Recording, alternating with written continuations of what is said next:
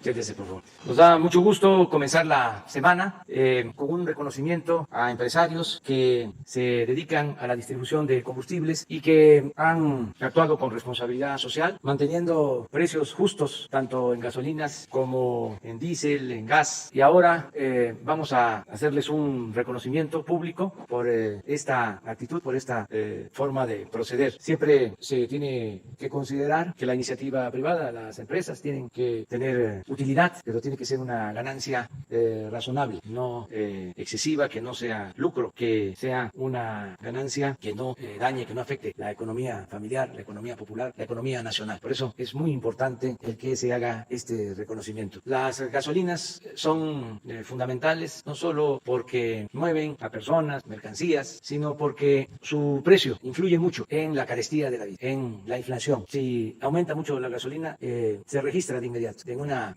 inflación, en un aumento de otros precios. Antes se pensaba que si aumentaban la gasolina, habían los famosos gasolinazos, pues no afectaba, decía. Hubo un secretario de Hacienda que llegó a sostener que los gasolinazos no afectaban a la mayoría de la población porque la mayoría de los mexicanos no tenían automóviles. Imagínense ese razonamiento. Cuando se trata de un insumo fundamental para la economía y para las finanzas de las familias, para el presupuesto de las familias. Ahora, desde que llegamos al gobierno, decidimos no aumentar en términos reales el precio de los combustibles y hemos cumplido y vamos a continuar con eso a partir de que Pemex y Hacienda no aumenten el precio de las gasolinas y al mismo tiempo que no aumenten el impuesto a las gasolinas. Va a depender de el margen de utilidad de las empresas y en el caso de este tiempo que se ha aplicado esa política, hemos recibido, ha habido como respuesta una actitud responsable de todos los dueños, administradores de los expendios de distribución de gasolinas. Y los lunes aquí se ve el quién es quién en los precios y por eso pues se ha decidido hacerles a ustedes un reconocimiento porque son los que han ofrecido mejores precios a los consumidores. Vamos a continuar con esta política de no aumentar los precios de los combustibles. No van a haber gasolinazos, suceda lo que suceda. Ahora que enfrentamos la caída en el precio del petróleo crudo, el petróleo que exportamos y que al mismo tiempo se redujo por la pandemia el consumo, bajó el precio de las gasolinas de importación y bajó el precio al consumidor. En vez de inventar un impuesto, un derecho, algo para que se usaran excedentes en atención a la pandemia, decidimos que bajaran también los precios de los combustibles. Entonces bajaron 3, 4 pesos por litro las gasolinas durante todo el tiempo de la pandemia, la etapa más difícil, cuando se paró prácticamente la economía. Y ahora se han ido recuperando esos precios al consumidor porque está aumentando el precio de la mezcla de petróleo crudo que se vende al extranjero. Ya está cerca de $40 el barril cuando llegó a estar bajo cero, no costaba nada durante 10 días, 15 días y ahora ya está subiendo y esto nos lleva a incrementar los precios porque dependemos mucho de la gasolina de importación y también está aumentando el precio y por eso, aunque todavía no llegamos a como estábamos antes, sí hay un incremento en el precio de los combustibles, pero nunca va a ser mayor a lo que había con anterioridad. Nunca van a haber aumentos en términos reales de los precios de los combustibles. Esta es una introducción. Hoy vamos a dedicar esta conferencia a este tema, como todos los lunes. Ricardo Sheffield nos va a explicar cómo van los precios, cómo está el quién es quién en los energéticos y después revisamos el avance en las obras del aeropuerto de Santa Lucía, el aeropuerto Felipe Ángeles y de cómo vamos en la construcción de la refinería de Dos Bocas, Paraíso, Tabasco. Y terminando esto, llevamos a cabo la ceremonia de premiación y al final abrimos para las preguntas y las respuestas. Ese es el programa. Entonces vamos con Ricardo.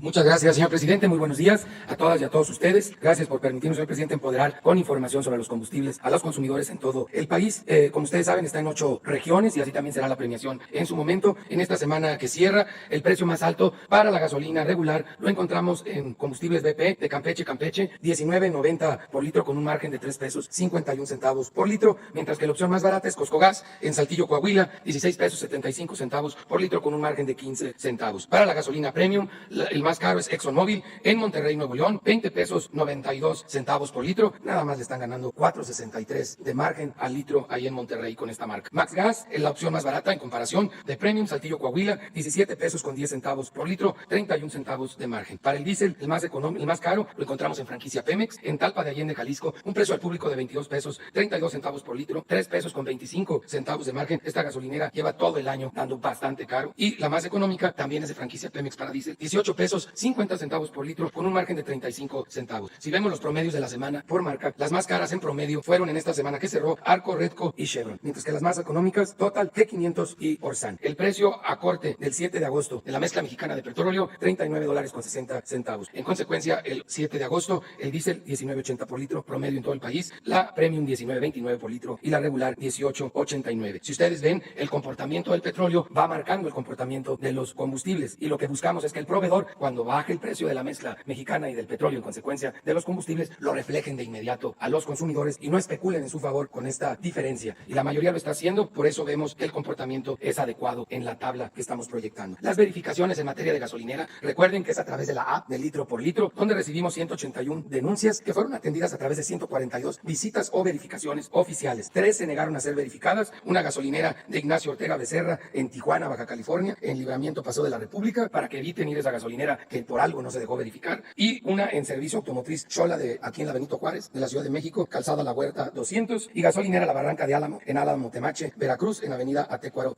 200 también. Tenemos que encontramos pulsadores alterados, aparatos para dar menos en los litros. Esto lo hicimos con varias gasolineras que no se habían dejado verificar. Por eso les decimos que cuando no se dejan verificar hay gato encerrado allí, porque están obligados por ley a permitirnos la verificación, pero con el apoyo de la Guardia Nacional de ASEA y de CRE encontramos estos alteradores de los pulsadores. En la app de litro por litro, el precio más barato lo tiene Oxxo Gas en gasolina regular en Guadalupe, Nuevo León, y Costco en $16.99 en Saltillo, Coahuila. Las más caras para la regular, franquicia Pemex 21.47, estos angelitos de Talpa de Allende, Jalisco, y Chevron 20.95 en Salvador, Alvarado, Sinaloa. De acuerdo a la app, que no toma en cuenta el margen, para la Premium 16.85 la más barata, franquicia Pemex, Boca del Río, Veracruz, y 17 pesos con 11 centavos Costco en Saltillo, Coahuila. La más cara, Chevron 22.65 en Culiacán, Sinaloa, y franquicia Pemex 22.42, estos angelitos de Talpa de Allende, Jalisco.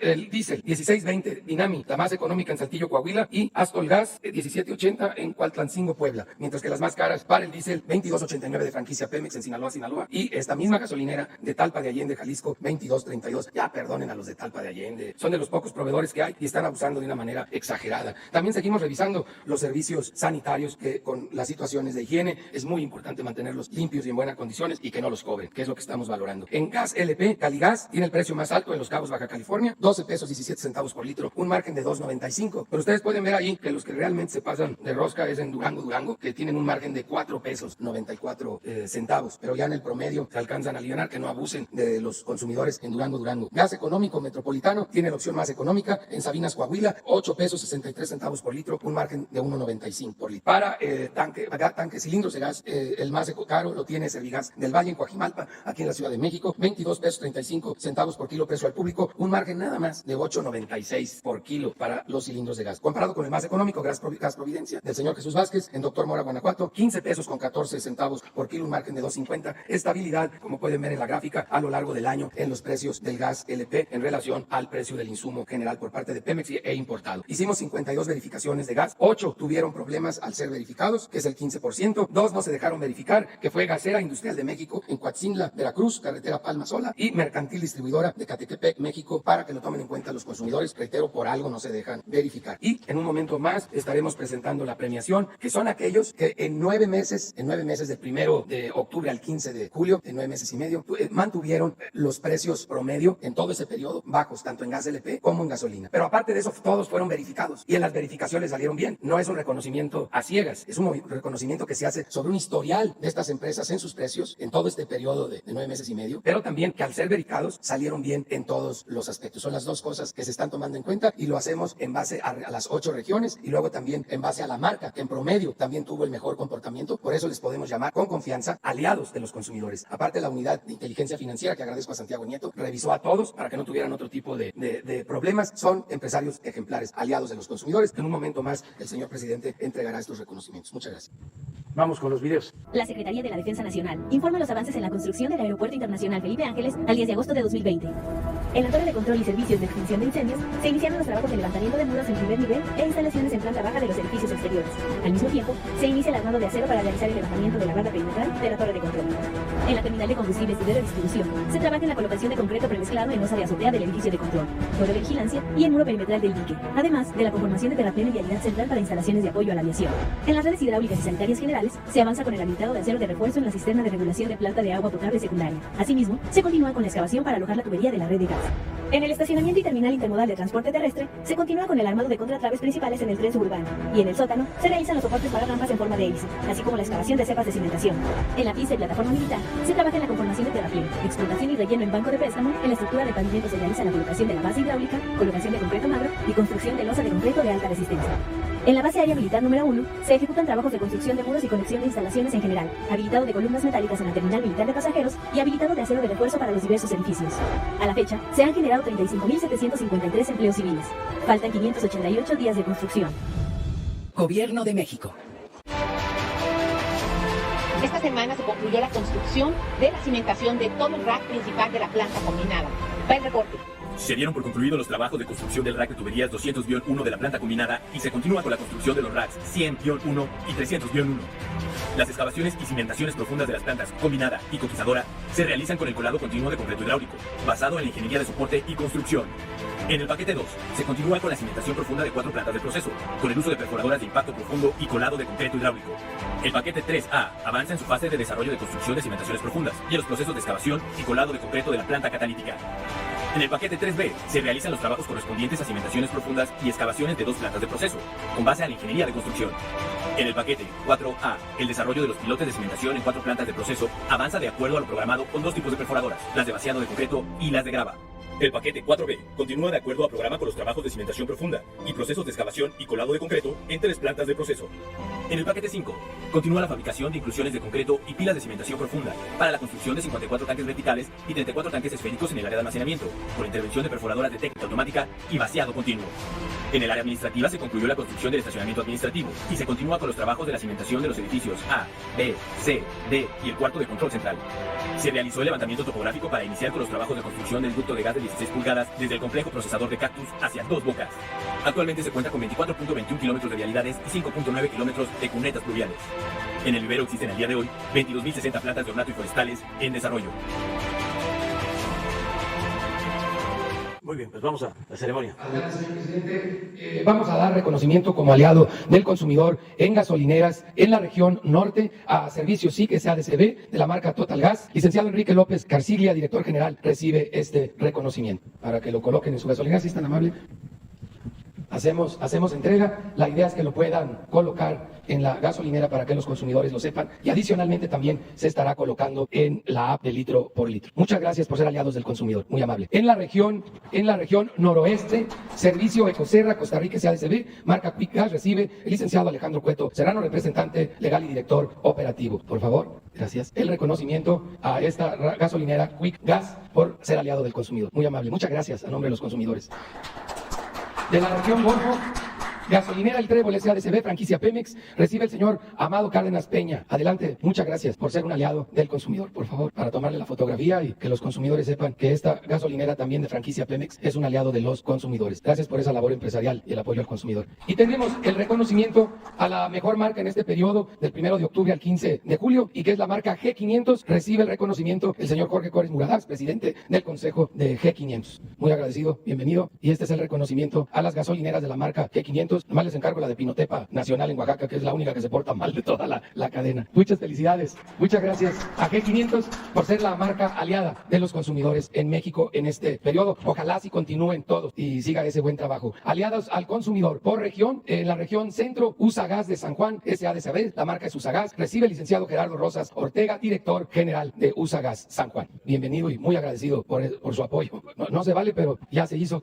Aquí tiene aliado del consumidor en Gas LP para la región centro. Muy agradecido a Gerardo Rosas Ortega. Muy amables. Región Golfo. Región Golfo es Hidrogas de Veracruz SADCB, también con la marca Hidrogas se comercializa. Recibe el ingeniero Armando Sánchez Mavarac, representante legal. Bienvenido, y entregamos este reconocimiento a la empresa como aliado del consumidor al expender gas LP en la región Golfo. Muchas gracias. En la región noroeste, Planta almacenadora de gas SADCB, Pagagas, Pagasa es la marca. Recibe el licenciado Francisco Duarte Pagasa, director general. Bienvenido y agradecemos ser aliados de los consumidores en gas LP a Pagasa Gas. Muchas gracias. En la región norte, cilindros y equipos para gas de Chihuahua. Gas Económico es como se comercializa y recibe de parte de Gas Económico el licenciado Andrés Ramírez Rodríguez. Muchas gracias por ser aliados del consumidor en la zona norte, Gas LP. Muy agradecido a nombre de los consumidores. Región occidente, Gas Imperial SADCB, comercializa como Gas Imperial, recibe el licenciado Carlos Garduño Hernández. Bienvenido y gracias por ser un aliado del consumidor en la zona occidente, Gas Imperial. Recibe la manta con la cual se le reconoce como aliado del consumidor en la región occidente. Muchas gracias a nombre de los consumidores. Y por último, región sureste. En Holbox Gas SADCB se comercializa como Tomsa. Ingeniero Luis Alberto Zavala González recibe el reconocimiento. Gracias por ser aliados de los consumidores en la región sureste. Ahí luego nos pasan los tips y que sirva de ejemplo para los demás distribuidores de gasolina y de gas en el país. Y ojalá sigan siendo aliados de los consumidores. Muchas gracias. Es cuanto. Terminamos, señor presidente. Y ojalá no se echen a dormir y sigamos siendo aliados de los consumidores, que se les vuelva a reconocer y que se ponga más difícil la competencia. Muchas felicidades. Vamos a abrir para preguntas. A ver. Sí, muy buenos días, presidente, invitados. Hans Salazar de Sin Censura, con Vicente Serrano. Presidente, en días pasados, Anabel Hernández, la periodista Anabel Hernández, tuvo una entrevista en Sin Censura con nuestro conductor Vicente Serrano. Y ella, usted sabe muy bien sobre sus investigaciones con respecto a temas del narcotráfico y particularmente a García Luna, que se encuentra actualmente detenido en Estados Unidos. Y ella, en respuesta a la invitación que usted le hizo para colaborar con información sobre lo que estaba sucediendo en la Fiscalía General de la República, los tapones, así lo menciona ella, aclara, de acuerdo a estas investigaciones, que hay actualmente por lo menos 7 funcionarios en activo en la Fiscalía General de la República con puestos claves, incluso parte de estos puestos claves, no los voy a mencionar todos porque me tardaría en el planteamiento, pero concretamente tienen que ver incluso con la investigación misma sobre, por ejemplo, Cárdenas Palomino, que fue uno de los brazos directos del señor García Luna, y también en el caso de Ramón Pequeño.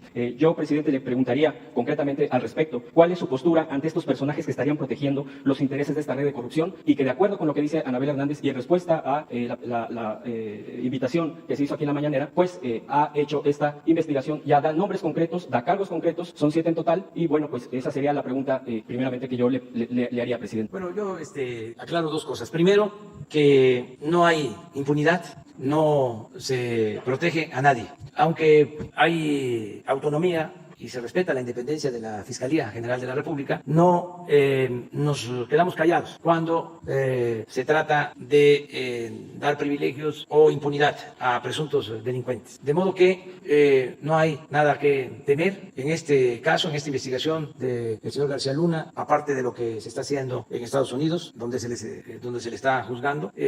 También en México hay expedientes abiertos, y lo mismo del señor Cárdenas Palomino y del señor Pequeño. Los dos, la unidad de inteligencia financiera de la Secretaría de Hacienda presentó denuncias oportunas sobre estas 2 personas. De modo que está abierto el proceso, y si quedan funcionarios de ese grupo en el actual gobierno, en lo que corresponde al Ejecutivo, la instrucción es que no se proteja a nadie, y considero que va a suceder lo mismo en el caso de la Fiscalía, porque le tengo confianza al fiscal Alejandro Gertz Manero. Es un hombre recto, íntegro, no va a hacer tapadera, no va a proteger a nadie. Ya pasó el tiempo en que solo se juzgaba a quienes no tenían agarraderas, a quienes no tenían influencia. Ahora se castiga por parejo a quienes cometen delitos. Es muy importante la colaboración de Anabel Hernández, de periodistas, y es muy importante para que se siga denunciando, se siga haciendo público si no se actúa, y si se ve que hay desviaciones, si se observa que no se está aplicando la ley. Qué bien que estas periodistas, en el caso especial de Anabel, que ha arriesgado hasta su vida, sigue ayudando, sigue informando, sigue denunciando. Y ojalá, y otros periodistas, porque hablando en plata, son muy pocos los que denuncian. La mayoría se queda callados, porque conocieron a estos personajes, tuvieron incluso hasta relación con ellos. Hay periodistas famosos actualmente que los defienden, y no es el caso de Anabel y de otros. Pero bueno, contestando a tu pregunta, no va a haber impunidad, y se va a castigar a todos los responsables. El secretario de Seguridad Pública, Alfonso Durazo, brazo tiene instrucciones desde hace meses de que no se permita que trabajen en el actual gobierno personas que se hayan desempeñado durante el tiempo en que García Luna fue secretario de Seguridad Pública, en el tiempo que él estuvo como funcionario, porque es un asunto realmente vergonzoso el que actuara como secretario de Seguridad Pública del gobierno federal y al mismo tiempo protegiera a una de las bandas del crimen organizado, como está quedando de manifiesto. Imagínense en qué situación estaba el país. Llegó a hablarse de un narcoestado y yo sinceramente en ese entonces pensaba de que no era correcto clasificar de esa manera al Estado mexicano. Pero luego, con todo esto que está saliendo a relucir, pues sí, se puede hablar de un narcoestado, porque estaba tomado el gobierno. Quienes tenían a su cargo combatir a la delincuencia estaban al servicio de la delincuencia, mandaban la delincuencia, tenía una gran influencia la delincuencia, era la que decidía a quién perseguir y a quién proteger. Entonces, sí, esto tiene que atenderse para que no se repita nunca, jamás. Tiene que haber una línea divisoria, una frontera entre autoridad y delincuencia. No mezclarse, que no haya contubernio, porque entonces estamos desprotegidos todos, nos quedamos en estado de indefensión, estamos en manos de la delincuencia. Entonces, es un asunto que debe de seguirse tratando sin miramientos, sin protección a nadie, sin impunidad.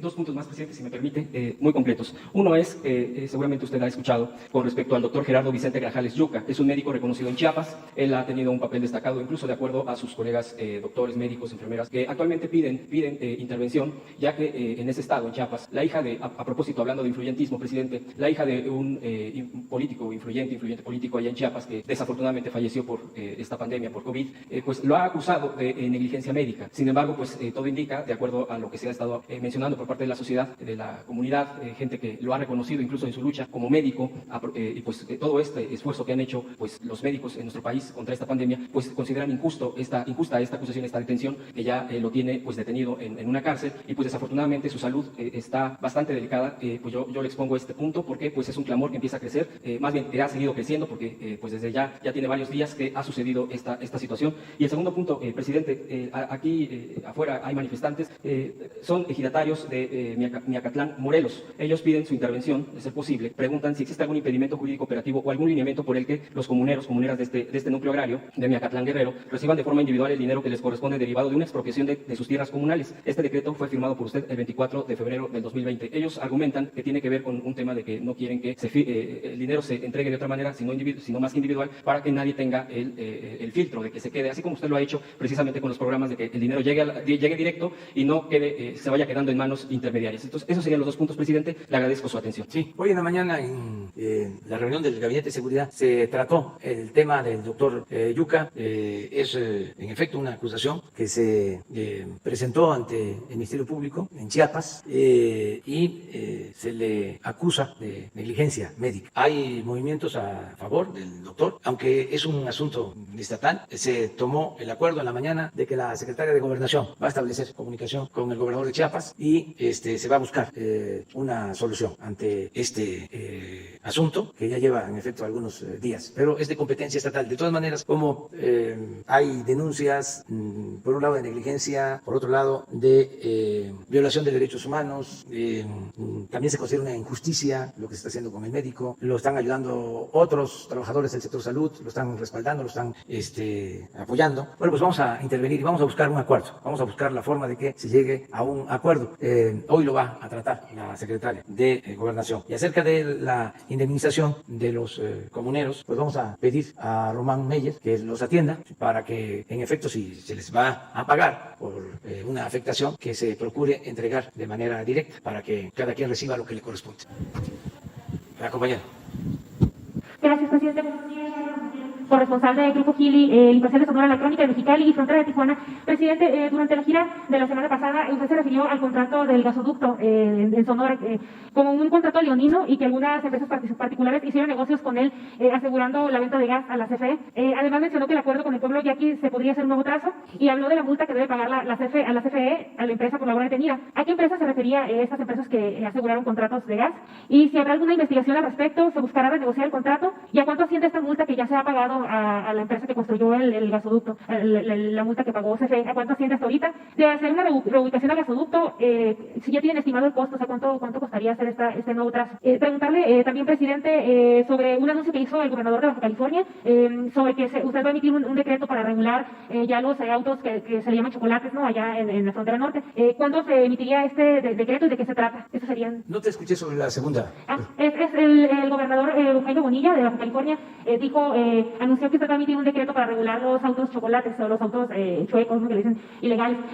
¿Cuándo se emitiría este decreto y de qué se tratará? Muy bien. Acerca de lo primero, miren, se entregaron contratos a partir de que supuestamente se iban a construir plantas de generación de energía eléctrica termoeléctricas en distintas partes del país. Y esas termoeléctricas, 10, 15, 20, iban a ser abastecidas con gas que se tenía que comprar en Estados Unidos. Para transportar ese gas se necesitaban hacer los gasoductos. Ese era el proyecto así en general. ¿Qué sucedió? No se licitaron, no se hicieron las plantas termoeléctricas y se firmaron los contratos para hacer los gasoductos y comprar el gas. Una planeación de lo más irregular que puede haber. Imagínense, no se hacen las plantas, pero se compra el gas. La pregunta es, ¿y qué hacemos con el gas? Bueno, todo esto porque el negocio estaba en la construcción de los gasoductos y en la compra del gas. Un buen negocio para las empresas particulares, un mal negocio para la hacienda pública. De esas cosas que se realizaban, porque el gobierno era saqueado por la hacienda pública. Servía para hacer este tipo de negocios buenos para particulares, malos para la nación. Pero aquí me puedo pasar todo el día hablando de ese tipo de negocios. Entonces, empiezan a construir los gasoductos, se llega a un arreglo para una compra con tarifas más bajas del gas. De todas maneras, nosotros tenemos que resolver qué hacer con el gas. Incluso no descartamos que podamos licitar con empresas para que traten ese gas, lo congelen y lo puedan vender en Asia, porque es un gas que aún con la tarifa alta es el gas más barato en el mundo, el gas que se extrae de Texas. Entonces tenemos ese gas y tenemos que buscar la forma de darle salida. Dentro de toda esta red de gasoductos se construyó el gasoducto del norte de la frontera hasta Topolobampo, pero en los pueblos yaquis se detuvo la construcción. No quieren que pase, no quieren ese trazo. Esto también lo estamos enfrentando en Puebla, donde se hizo el trazo pasando por un cerro sagrado y la gente no está de acuerdo. Entonces, como en Puebla, en el caso de los yaquis, la propuesta que se está haciendo es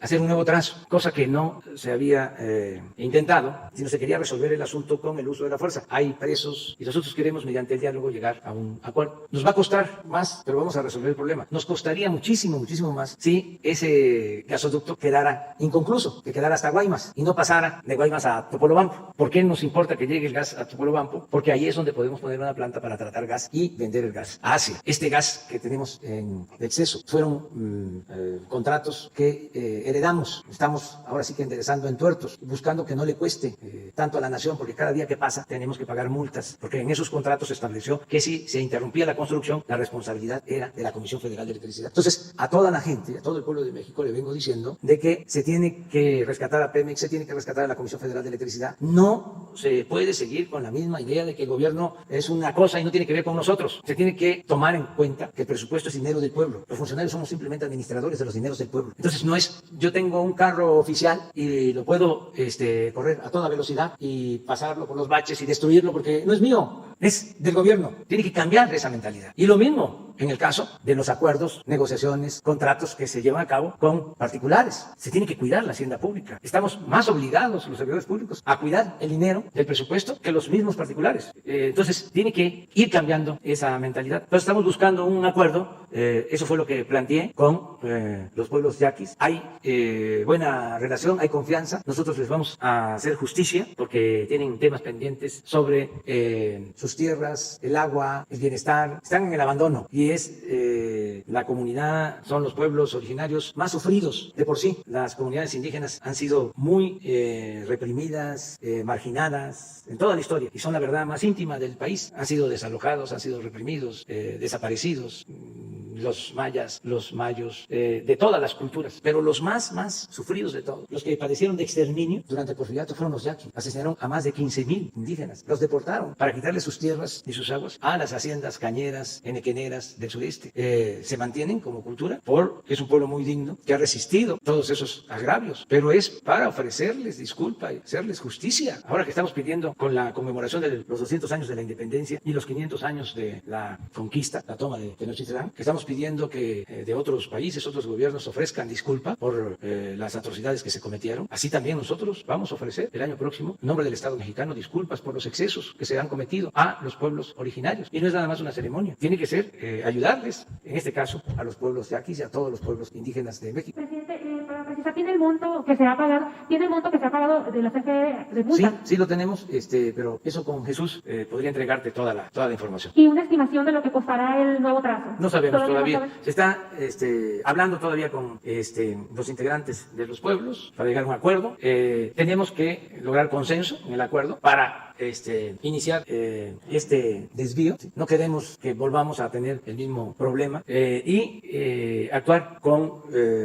honestidad y con transparencia de las partes. Porque antes también, como robaban arriba, robaban desde mero arriba, la gente decía, ¿no? Si roban arriba, ¿por qué no vamos a robar nosotros? Por eso creció tanto lo del huachicol. Si están saqueando arriba, ¿por qué no voy a sacar yo un bidón de gasolina? ¿Por qué no voy a tener mi toma clandestina? Pero eso ya cambió, ya no se permite la corrupción. Hay autoridad moral en el gobierno. Entonces no podemos permitir que nadie actúe con corrupción y que se acabe con la impunidad. Mi segunda pregunta era sobre regular los autos chocolates. Eso lo tiene que atender la Secretaría de Economía del gobierno federal, porque es a la Secretaría de Economía a la que corresponde y se tiene que buscar un acuerdo, porque la regularización de estos vehículos no es bien vista por los distribuidores de vehículos, quienes se dedican a la venta de vehículos. Entonces hay que buscar un acuerdo. En algunos estados del norte lo que se hace es que se lleva un registro, porque sí, en el caso de Baja California se ha demostrado que muchos delitos se cometen con estos carros irregulares. Entonces se ha optado en algunos casos por tener un registro, pero hay que ver qué tipo de regularización es la que están proponiendo. ¿No va a emitir decreto entonces, presidente? Usted no va a emitir un decreto. Nosotros, hasta que la Secretaría de Economía lo autorice y lo considere necesario. Desde luego, en el tema de seguridad, sí, hay que tener mucho control. Presidente, nada más, por último, ya rápido, sobre la iniciativa de reforma del sistema de pensiones, ¿esta iniciativa en qué proceso va? ¿Cuándo la va a enviar? ¿Y en qué cámara la va a enviar? ¿La Cámara de Diputados o el Senado? La voy a enviar antes de que termine este mes, para que entrando de nuevo el periodo ordinario de sesiones, se trate, se revise en el Congreso y en su caso se apruebe. Pero va a ser antes del día 1 de julio. Perdón, de septiembre. A ver, ya atrás, hasta ver atrás. Buenos días, presidente. Muchas gracias. Paul Velázquez, desde Los Mochis, ni uno más, ni un corrupto más en gobierno. Pedirle primero un favor, presidente. Si el día de mañana también pudiera obtener la palabra, le quiero rendir informe del tema que va, prácticamente se hizo justicia a los residentes médicos, mañana que viene el tema de salud, y proponerle a nuestro secretario de salud, el doctor Jorge Coser, una reforma a la norma oficial mexicana que tiene 35 años sobre obtención de tejidos, mejor conocido como donación de sangre, y estoy seguro que el doctor la va a respaldar. A ver, ¿qué te parece entonces si te esperas para mañana? Perfecto. Sí, está bien. Y le damos la... Isabel. Gracias. Ya queda el compromiso. Buenos días, presidente. Buenos días a todos. Hace unos momentos usted reconoció que en México se vivió un narcoestado. Es algo muy fuerte, es un reconocimiento muy relevante por parte de su gobierno. Usted también ha dicho en determinadas ocasiones que en México no pasaba nada o los grandes negocios no se hacían sin que el presidente estuviera enterado. Me gustaría saber si la Unidad de Inteligencia Financiera de la Secretaría de Hacienda ha investigado o se encuentra investigando las cuentas del expresidente Felipe Calderón. Esto por un lado. Y conforme a lo declarado en los últimos días en el caso Lozoya respecto de cómo se cocinó, cómo se lubricó la maquinaria para apuntalar la reforma energética. El consejero jurídico de Enrique Peña Nieto es el licenciado Humberto Castillejo Cervantes, ex coordinador de asesores de Eduardo Medina Mora en la PGR, y al llegar Peña Nieto se convierte en consejero jurídico. Se apuntalan las reformas estructurales. En el caso de la energética me interesa saber, por lo dicho, lo reconocido por Lozoya, lo aseverado, ¿por qué se repartió dinero? Los principales promotores de estas reformas, pues evidentemente el consejero jurídico de la presidencia. Se está investigando a Humberto Castillejo Cervantes, su forma de actuar, se le ha ofrecido ser testigo colaborador. Por favor, presidente. Sí, miren, hay varios casos, pero dos son emblemáticos de la corrupción. Uno, de la corrupción de cuello blanco, de delincuentes de cuello blanco. problema, que es el caso de Lozoya, o sea, de cómo se involucran a políticos, funcionarios, consejeros supuestamente independientes, particulares, empresarios, legisladores de varios partidos. Entonces, ese es un tema que se tiene que indagar y se tiene que ir al fondo. Yo creo que fue bueno lo que hizo la Fiscalía de otorgarle a este señor Lozoya el beneficio de ser testigo protegido o testigo colaborador, porque eso permite que él dé a conocer como actor principal de toda esta rapiña, cómo fue que se repartieron el pastel, es como la piñata, o sea, quiénes participaron, eso tiene que conocerse a fondo. Y el otro asunto de corrupción y de delincuencia tiene que ver con el crimen organizado, con la llamada delincuencia organizada, que es lo de García Luna. Son las dos muy graves. ¿Cuál más grave? Eso cada quien debe de revisarlo. Pero era lo que se padecía. Por un lado, una gran corrupción que imperaba, tenían tomado el gobierno, y por el otro lado, los acuerdos con la delincuencia organizada. Por eso se desató la inseguridad y la violencia, entre otros factores. Entonces, en los dos casos, es la Fiscalía la que tiene que resolver hasta dónde se va a llegar. Mi opinión es de que se conozca toda la verdad, porque es enseñanza, porque es estigmatizar la corrupción, que antes se veía como algo normal, y era el peor de los males, que los que robaban ni siquiera perdían su respetabilidad. Entonces, si queremos una sociedad mejor, necesitamos saber cómo operaban los que se dedicaban a la corrupción. Eso va a ayudar muchísimo a sanear, a purificar la vida pública, porque el principal problema de México era la corrupción. El número uno, se puede decir, la pobreza. No, desde luego que es un problema la pobreza, y es algo que se tiene que atender, pero se origina por la corrupción. La delincuencia, claro, la inseguridad, claro, pero se origina por la corrupción. Que la educación, el atraso educativo, sí, que se origina por la corrupción. Entonces, tenemos que acabar con esa peste. Entonces, por eso, que se sepa todo por completo. En el caso del combate a la delincuencia, ¿qué podemos esperar si hay contubernio entre delincuencia y autoridades? No hay ninguna posibilidad de garantizar la paz de esa forma, mientras no se acabe con la impunidad. Entonces, fue el colmo que el secretario de Seguridad Pública del Gobierno Federal se haya involucrado y haya transado con uno de los grupos delictivos, toda esta red que se creó. Entonces, ¿qué tanto son responsables los expresidentes? Pues eso va a salir de las investigaciones. ¿La UIT investiga las cuentas del expresidente? No, de momento no. No, porque la UIT investiga a partir de que hay una solicitud de la Fiscalía. En este caso no existe ninguna solicitud de la Fiscalía. Y también yo les recuerdo que he fijado mi postura de que para enjuiciar a los expresidentes se requiere, y eso es lo más conveniente, una consulta, que sean los ciudadanos los que decidan. Eso lo dije cuando tomé posesión. Si se reúnen firmas y la mayoría se consigue el número de firmas que establece la Constitución para llevar a cabo una consulta, se celebra la consulta y es lo que decida el pueblo. Yo soy de la idea de que solo así se pueda juzgar a los expresidentes, aunque también yo voy a hacer lo que el pueblo decida y lo que resulte de las investigaciones judiciales.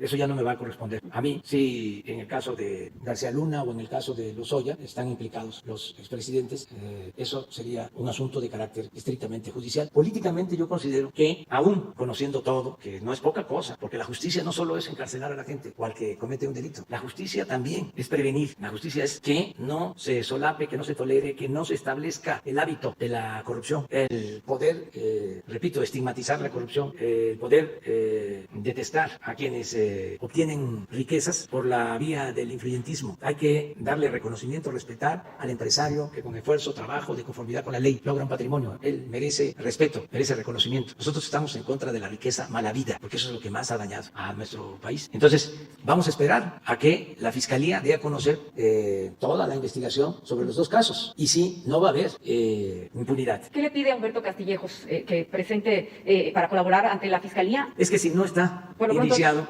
no tengo por qué pedirle nada. También no se puede estar acusando a diestra y siniestra, sin tener elementos, sin tener pruebas. Tiene que haber mucha seriedad y se tiene que actuar de manera responsable. No es fabricar delitos a nadie. Aquí vienen los opositores, viene el pueblo a demandar justicia y se les atiende. Y también vienen opositores. Ayer estuvieron los de un grupo que hace manifestaciones en automóviles en algunas partes del país. Bueno. Sí, hasta se subieron a la plancha del Zócalo con sus carros. Y están pidiendo que yo me vaya. Ya nada más les mando a decir que no coman ansias, que ya viene la revocación del mandato. Nosotros mismos propusimos una reforma constitucional para que en el 22 se le pregunte a la gente, ¿quieres que continúe el presidente o que renuncie? Y va a haber una votación. Entonces, si la gente dice que continúe, pues adelante. Si la gente dice que renuncie el presidente, a Palenque, Chiapas. No puede uno estar gobernando un país sin el respaldo del pueblo. Se requiere ser muy cara dura, muy cínico, para no tener el apoyo del pueblo. Además, no es cualquier gobierno. Nos tocó a nosotros llevar a cabo una transformación transformación, acabar con el régimen de corrupción, de injusticias, de privilegios. ¿Y cómo podríamos salir adelante sin el apoyo del pueblo? ¿Cómo llevamos a cabo la transformación sin el apoyo de los mexicanos? No podríamos. Si estamos aguantando y resistiendo, porque la transformación va hacia adelante, estamos resistiendo, no nos han podido tumbar por el apoyo de la gente, pero nunca un presidente desde los tiempos de Francisco I. Madero había sido tan atacado por los medios de comunicación como el actual presidente. Sin embargo, no pasa nada, la gente nos está apoyando. Esa manifestación de ayer, pues creo que 30 automóviles y 80 o 100 personas pidiendo que mi institución, eso sí, había medios de comunicación como arroz. Yo me acuerdo que cuando nosotros hacíamos manifestaciones y llenábamos el Zócalo, ningún medio de información cubría, creo que uno, pero Televisa nunca. Y ayer estaban los de Televisa desde temprano, esperando el gran acontecimiento. Y así están ahora, de las dos cosas. O sea, es válido y es legítimo que exista esa actitud de los medios de información. Es más, lo comprendo, porque antes también los dueños de los medios de comunicación, no todos, eran los que mandaban en México. Y ahora se separó al poder económico del poder político. Ahora el gobierno representa a todo el pueblo, a ricos y a pobres, de todas las religiones, de todas las clases sociales. Ya el gobierno no está secuestrado, no está tomado por una minoría rapaz. Entonces eso les incomoda mucho. Ya no son tan influyentes como para que les condonen los impuestos, todo lo que hacían. Entonces por eso están enojados. Me refiero a los medios de información. Y lo otro, que también es importante destacar, es que los opositores tienen garantizado el derecho a disentir. Nunca van a ser reprimidos. Si digo que se suben los automóviles a la plancha, es porque hasta es un exceso. Deberían de dejarlos estacionados y venir a manifestarse. Pero siempre va a haber respeto y tolerancia a la oposición. Siempre vamos a garantizar las libertades. Retomando el asunto, si no hay apoyo popular, no se puede gobernar. Una autoridad que no tiene respaldo de los ciudadanos es como una hoja seca. No tiene ningún valor. Y yo no me voy a quedar aquí nada más por la parafernalia del poder, porque me digan, presidente, no vine a eso. Llegué para llevar a cabo la transformación del país y no le voy a fallar al pueblo. Pero nada más, ¿cómo va ese apoyo que se pudiera dar a las escuelas privadas que están en una situación difícil? Si nos puede comentar. Gracias. Sí, vamos a iniciar el regreso a clases el día 24. Vamos a ver cómo funciona. Yo espero que bien. Es una buena opción. Esto ya lo dije y lo repito. Es una opción, una alternativa mexicana, porque no se aplica en otras partes. Y contamos con el apoyo de las televisoras y con estaciones de radio, tanto del sector público como del sector privado. Sí hay un problema en el caso de las escuelas privadas. Eso tiene que atenderlo en cuanto a cuotas, arreglos de inscripción. Lo tienen que ver los padres y los dueños de los colegios particulares. Yo soy de la idea de que ni siquiera intervengamos nosotros, el gobierno, sino que sea más un acuerdo entre las partes, que no pongamos nosotros reglas, limitaciones, porque sí están en una situación muy difícil las escuelas particulares. Y no es nada más decir, bajen las colegiaturas. Hay que ver cómo pueden salir adelante, porque para que una escuela particular saque sus gastos, tiene que tener un número determinado de alumnos, y lo que está manifestándose es de que está bajando la matrícula, es decir, no se están inscribiendo como antes en las escuelas particulares, y ellos ya tienen un problema de sus costos. Entonces, que no sea obligatorio, sino que se llegue a acuerdos entre los padres de familia y los directivos de las escuelas particulares. Y nosotros ver en qué podemos ayudar. Tenemos que garantizar primero la educación pública, gratuita, de calidad, en todos los niveles escolares, y también no dejar abandonada la educación particular, porque ayuda. Todo lo que tiene que ver con la educación ayuda. Lo que tiene que ver con la salud, aunque sean particulares, deben de tener atención especial. Educación es prioridad para cualquier gobierno. Debe de ser prioridad para cualquier gobierno. Gracias, presidente. Buenos días.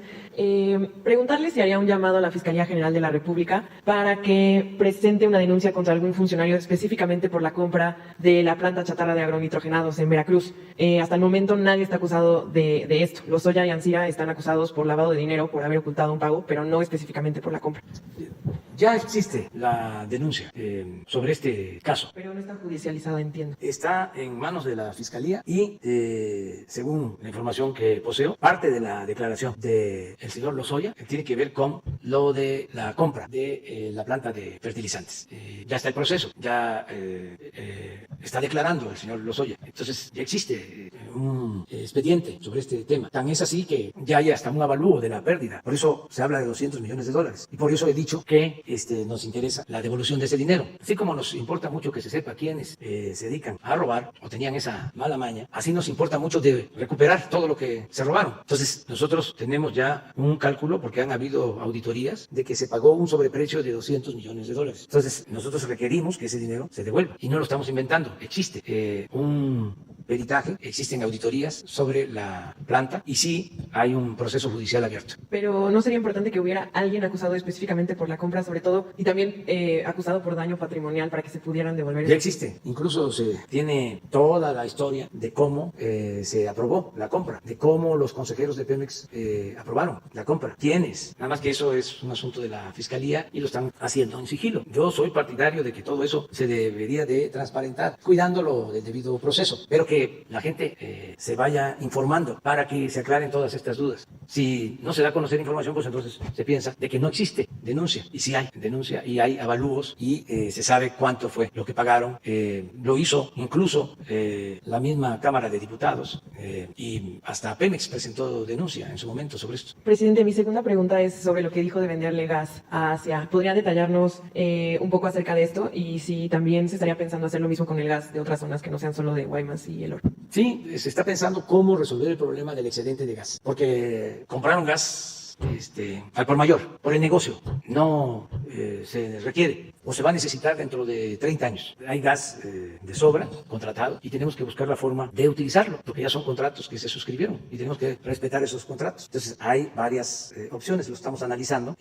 Una empresa, Sempra, quiere que se le otorgue un permiso para vender gas a Japón. Esa empresa tiene su planta en Ensenada y quieren vender gas a Japón. Pero esa misma empresa es socia de la que nos vendió gas a nosotros en el Pacífico, por donde pasa este gasoducto de los Yaquis. Entonces queremos ver si hay un acuerdo con la empresa para que ese gas excedente también se pueda ir al Asia y que no nos cueste a nosotros. Y la posibilidad de poner también una planta también para tratar gas en Salina Cruz, Oaxaca, del gas del Golfo por el Istmo. Hay ductos para poner la planta y también vender a Asia. Y también no descartamos la posibilidad de llevar gas a Centroamérica. Desde luego tenemos resuelto el problema del gas que se requiere para tener energía eléctrica suficiente en la península de Yucatán. Ya estamos haciendo un gasoducto y vamos a tener gas en Yucatán y en Quintana Roo para abastecer plantas termoeléctricas y que no tengamos problemas de apagones en Yucatán. Lo mismo en el caso de Los Cabos, que son las dos regiones en donde hay desabasto o no se tiene abasto suficiente en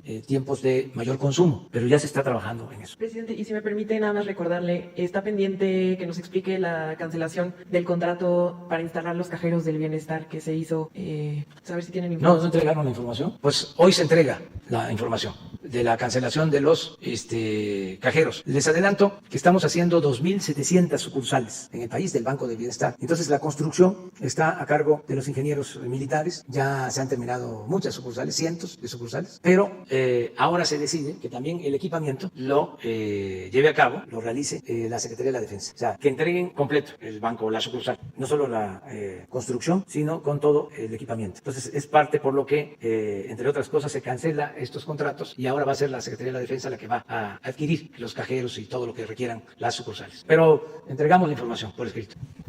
Gracias, presidente. Esteban Durán, Expresión México. Presidente, después del minuto de silencio que usted convocó para homenajear a los 52,000 fallecidos y un aplauso a los héroes que están luchando contra la pandemia, que están al frente, cuidando a quienes están infectados de este virus, no creo que es necesario resolver esa demanda que todavía sigue con la escasez de equipos de protección, quienes demandan todavía se manifiestan para obtener el equipo necesario, para obtener los buen equipo y estar en buenas condiciones para atender a quienes están infectados, presidente. Esa es mi primera pregunta y ahorita le hago la siguiente. Pues tenemos abasto suficiente de equipos, no hemos dejado de comprar equipos, tenemos los recursos para eso. Hoy lunes tengo reunión, cada semana hacemos una revisión de lo que se requiere en los hospitales y tenemos los equipos. No hay información, no tengo información de que haya protestas por falta de equipo. En el caso de los hospitales COVID, seguimos teniendo problemas con medicamentos para curar el cáncer de niños. Ya estamos atendiendo esta demanda, se están comprando los medicamentos. Todo esto porque como se acabaron los contratos con los laboratorios que tenían sometido al gobierno anterior y pensaban de que eran indispensables, como se decidió comprar ya los medicamentos en el extranjero, estos laboratorios pues siguen denunciando de que no hay medicamentos y sigue la campaña de desprestigio, pero ya en la mayoría de los casos se está resolviendo este asunto. Sí, gracias. Otra pregunta, presidente, es que a raíz de la muerte del médico José Callejas Esponda, quien tenía 20 años de servicio y quien entregó equipo e insumos a quienes están al frente también de esta batalla en los principales hospitales de Puebla, y quien incluso los mismos compañeros quienes recibieron estos equipos le negaron la atención porque supuestamente había falta de camas, no había espacio para atenderlo, y es por ello que falleció. Esto fue hace poco, el 23 de julio, él entregó su equipo, sus insumos a los médicos el 16 de ese mismo mes. El Seguro Social prometió que iba a haber una investigación al respecto. ¿Sabe usted sobre esto? Si ya le entregaron los resultados de esta investigación, si es que ya se hizo, y si tiene usted conocimiento de otros hospitales que estén saturados en ese sentido. Gracias. No tenemos problemas de saturación, ayer lo dije. Hemos logrado que nadie se quede sin camas, sin ventiladores, sin atención. Hay casos, por ejemplo, tuvimos lleno el hospital del ISSSTE, está lleno el hospital del ISSSTE, en Valles, San Luis Potosí, pero tenemos espacio en el seguro, en los hospitales públicos, y mañana, que corresponde informar sobre salud, van a ver ustedes que tenemos disponibilidad de camas de hospitalización general, casi 50% de toda la infraestructura de salud, y también tenemos más del 50% de camas disponibles de terapia intensiva, y procuramos estar diario atendiendo. Lo hacemos por convicción, porque pues, es un derecho que la gente sea atendida, que tenga posibilidad de estar en un hospital y tener equipo y médicos especialistas. Eso lo estamos garantizando. Es nuestra principal preocupación, y tenemos que pues, estar también muy atentos, porque además de que es nuestra responsabilidad y es algo humanitario, de justicia, tenemos a toda la chombada, a toda la sopilotada, buscando tener elementos para cuestionarnos, porque ni esto los detiene. En vez de actuar de manera solidaria, quisieran que nos fuera mal. Ahí ven al Reforma Diario o al Universal, tantos muertos, contando todos los fallecidos. Es como su nota principal. O sea, el Alarma ya se volvió un periódico o una revista objetiva, profesional, seria. Es lamentable que están buscando eso. Y lo mismo las radios y las televisoras. Es lo primero. Ya México que ocupa el tercer lugar en muertos en el mundo. Ayer perdieron la vida 300 mexicanos más. Ayer crecieron los infectados en un número de 5.200 personas. Y las columnas, los articulistas. Muy lamentable.